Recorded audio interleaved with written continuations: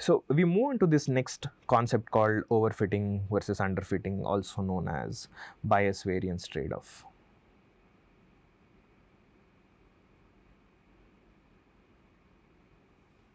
So this particular figure demonstrates this concept very well, where let's say if these dots are representing the distribution of your samples, in this underfitting case, you can see that if your model's prediction is represented by this dotted line, you can see that it's not mapping the data set very well, right? It does not fit the data very well. Whereas in this overfit example, you can see that it tries to follow each of these samples, sample by sample, sample by sample. So it's a very complex decision boundary. This is what we called overfitting, and this is the previous case where it was not fitting the data well at all. We call it underfitting, and there is somewhere in the middle ground is where we want the decision boundary to generalize well to the data. So the logical question is, out of these two scenarios, what is preferable? It is quite logical that this is not, because it is underfitting, it's not explaining your data quite well. But across these two cases, what is better and what is not? If the argument is that okay, this is doing really well, it will give you a very high accuracy, then why not prefer this? The problem here would be that when you take this trained model and you apply this on new data or unseen data, this model will tend to fail. The reason being that it has memorized or it has overfit to your training data. So it does, while it does very well on the trained data, on unseen data the performance would be low. Right? So that's why you want these good fit models where it does a good job in explaining the current data that you have, and also does a good job at explaining, it also might do a good job at predicting unseen data. Right? So typically bias is where bias is what we call underfitting and variance is overfitting. High bias is underfitting and high variance is overfitting, and you typically want a solution that is which balances both of them. So another way of visualizing this whole concept is this. So another plot that sort of represents this trade-off between bias and variance is this. If you try to plot out error as a function of model training, as model's training progresses, how does this error behave? So you can see that as the bias would reduce as your training increases. It tries to learn data more and more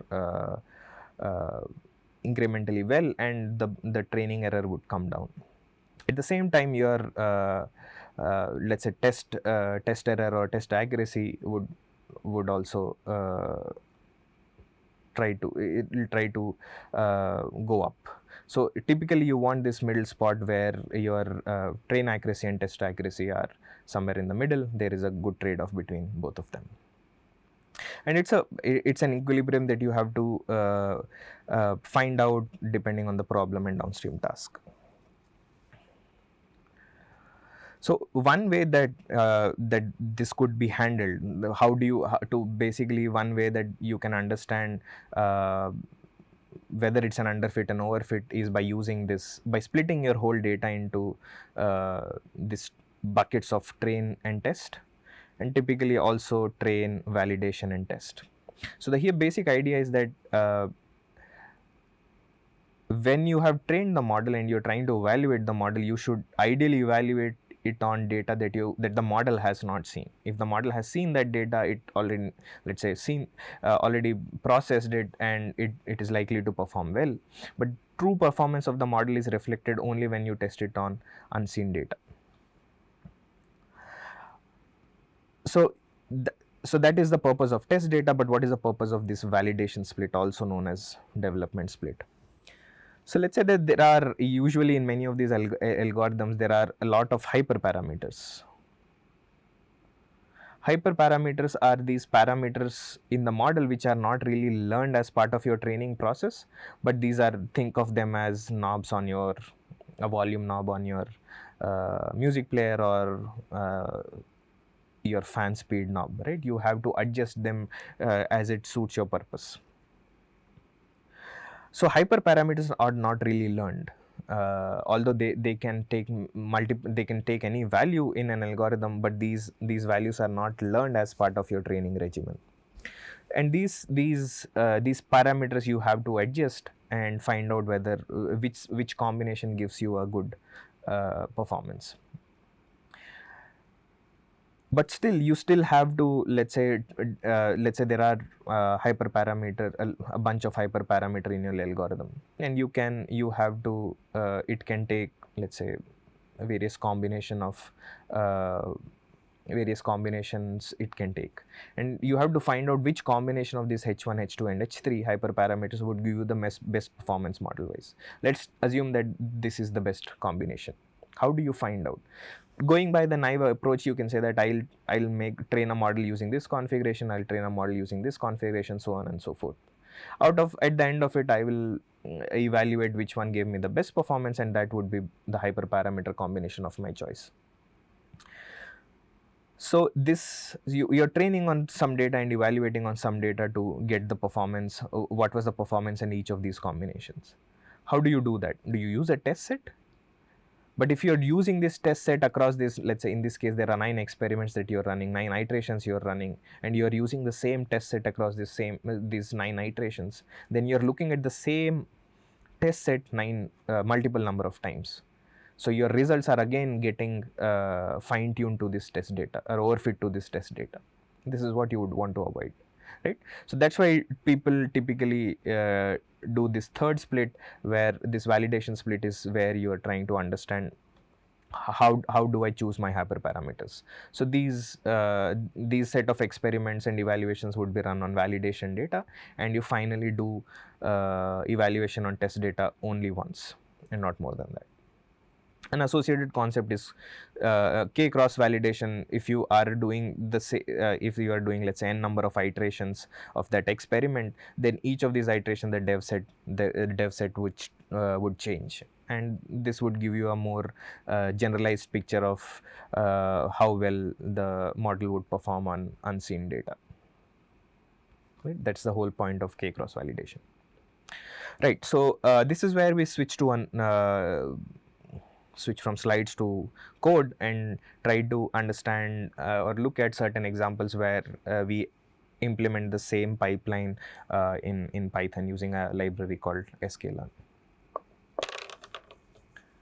So we start with this particular notebook with the point of doing a sentiment classification. The problem statement here is that classify a sentence into a positive or negative sentiment, and the source of the data set is movie reviews data set from IMDb.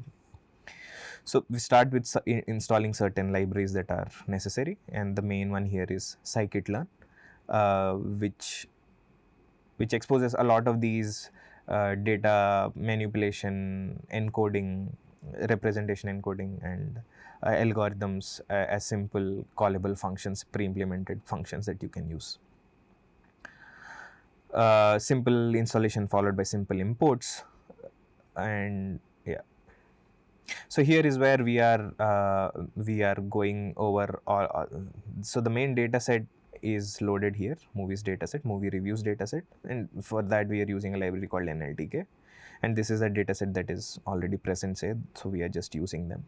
And out of that data set we are constructing a data frame as in a pandas data frame, which consists of 2 columns, a review and an associated sentiment, right? So the final data set that you will end up constructing is this. You have a review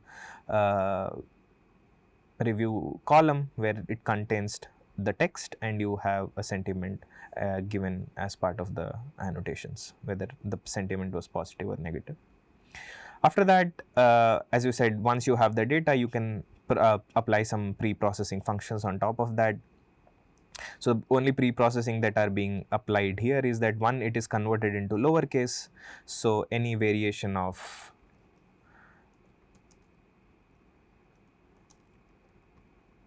would resolve to this one single word good. So what tokenization would do is that it would break the whole sentence into the constituent words. And so we are using a function called word tokenize from NLTK library to do that. And here we are removing stop words, and yeah, so we are simply looping over all the words, and if we find that that particular word is in a dictionary of stop words, we remove them, otherwise we keep them. And at the end we return a joint string. These words which remain after the stop word removal, we join them and send it back as a string.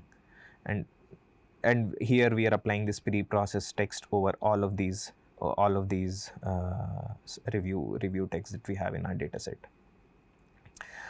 And so here in the data set you can see that these are given, the sentiment labels are given as positive, POS or NEG, POS for positive and NEG for negative, and these are still strings, but we have to convert them into, let's say, ones and zeros, or like we have the need for converting text into numerical representation. We also have to convert the sentiment, which is here some word, into their numerical representation either.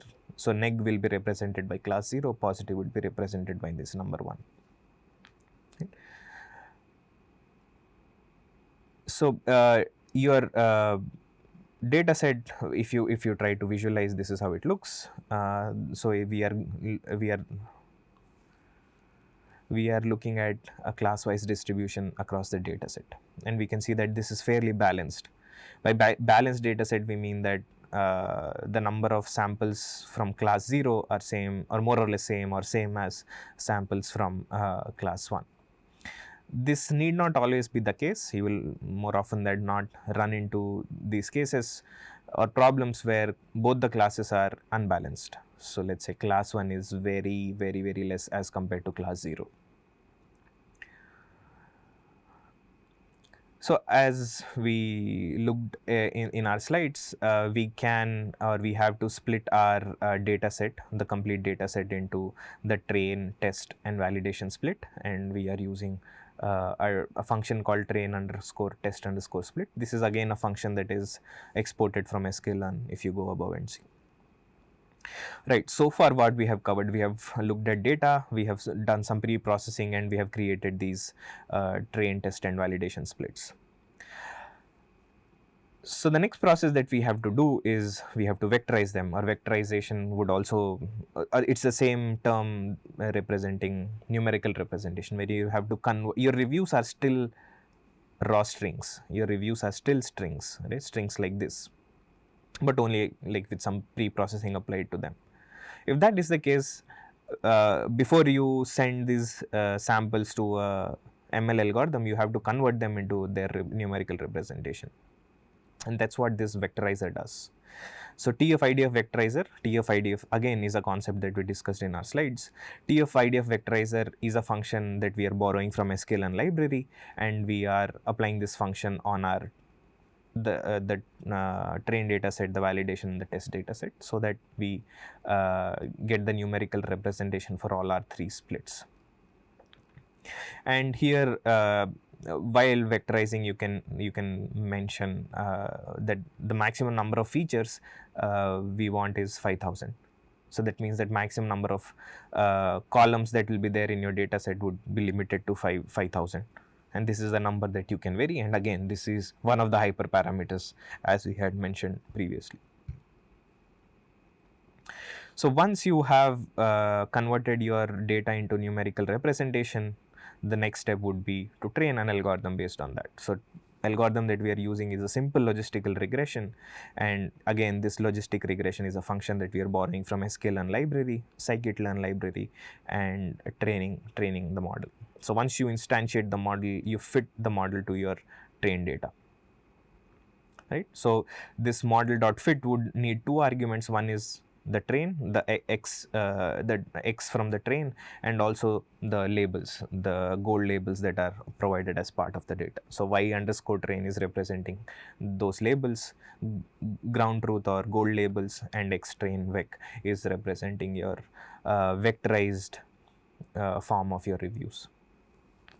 Alright, so we took some data, we pre-processed them, we split them into train, test and valid, we vectorized our data set, converted text into its numerical representation, then we trained a model. Now coming to the last step is where we are trying to evaluate the model. Evaluate again, we want to understand how well is the model performing. Right? So here we are predicting or we are generating these performance numbers on the validation set. Right? So before you can print out or look at the performance numbers, you have to make predictions for these this validation set, right? So model.fit was the syntax for fitting or training your model depending on X train, and model.predict would be the syntax for making predictions given any values of X, right? So now this y underscore val underscore pred, this would contain all the predictions made by the model on the validation set. So now if you have to look at, if you have to understand what is the performance of the model, what you would do is you would compare your y underscore val, which is the ground truth or the gold labels, against the predictions that the model made in this line, right? And classification report is again a function that is being borrowed from scikit library, sklearn library, to compare the gold truth versus the model predictions and come up with these various performance metrics that we had discussed: precision, recall, F1 and overall accuracy, right? So you can like we have done this here for validation set, you can do the same for test set here, and the process more or less remains the same, right? So you can see that the accuracy is represented here, and there are class wise precision, recall and F1 score mentioned here, and support indicates the number of samples that were present for each of those classes.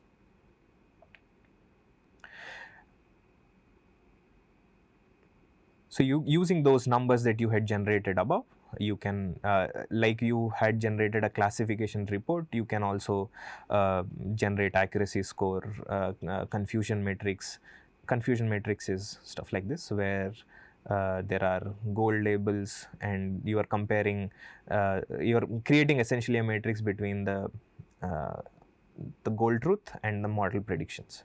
The diagonals represent your accuracy, and the other diagonal represent the misclassified examples. So you can generate these specific numbers as well. Accuracy score will generate this, confusion matrix will generate this particular matrix, and you can use ROC curve to generate ROC AUC number, which is again a metric that is used to understand performance of classification problems. Now using these examples again, you can do simple plotting. So here we are plotting a confusion matrix. These are true positives and true positives and true negatives, these diagonals, and these represent your overall accuracy of the model. Using the same ROC that you can computed above, you can plot them and you can look at an ROC curve to understand what is the performance of the model.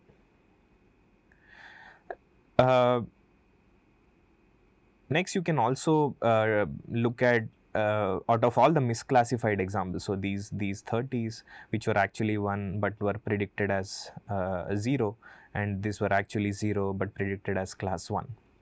These are your misclassified examples. So if you want to dig deeper into the analysis and try to understand, okay, which examples were misclassified by the classifier, you can also let's say pull them out from your test data set and look at those particular examples to see if you can find any pattern, so that you can, let's say, improve the model performance and push it beyond whatever performance you are getting right now. Another maybe important outcome that you can take away from this algorithm is this feature importance. So the advantage of algorithms like logistical regression or linear regression is that whatever weights are assigned to, so when we were talking about how do you mathematically formulate a a machine learning algorithm, we said that there are parameters like theta 2, theta 1. So these are the weights or the parameters that the model is learning. In case of linear problems like linear regression or linear or logistic regression, these weights that the model is learning can be interpreted in a certain way, right? So these weights, higher weight could indicate that this particular variable has a higher importance in that model's final classification, right? So the magnitude of these weights would imply the importance of these associated features. So if theta 2 is associated with x1, x1 is a variable, theta 2 is a parameter weight that the model is learning. Higher theta 2, let's say assume that theta 2 was higher than theta 1. So one way to interpret that would be that x1 as a variable is more important than x0. And that is what is being done here. We are trying to understand which features were important for making the prediction positive, making a positive prediction in the sentiment classification example, and what were the words or what were the features that were causing a sentence to be classified as negative, right? So you can see that words like perfectly, excellent, quite, also well, Truman life, great, these are some of the words that are making up influencing the model to make a positive prediction, and these are the words that are influencing the model to make a negative prediction. Okay. So these are how you can interpret weights, but again, this is not possible for every algorithm. This is something that we can do with algorithms like linear algorithms like logistic regression and linear regression. Right. So throughout this notebook, what we have looked at is the theory that we learned in previous slides. We are trying to map them to code. Right. We started with a data set. We took the data set.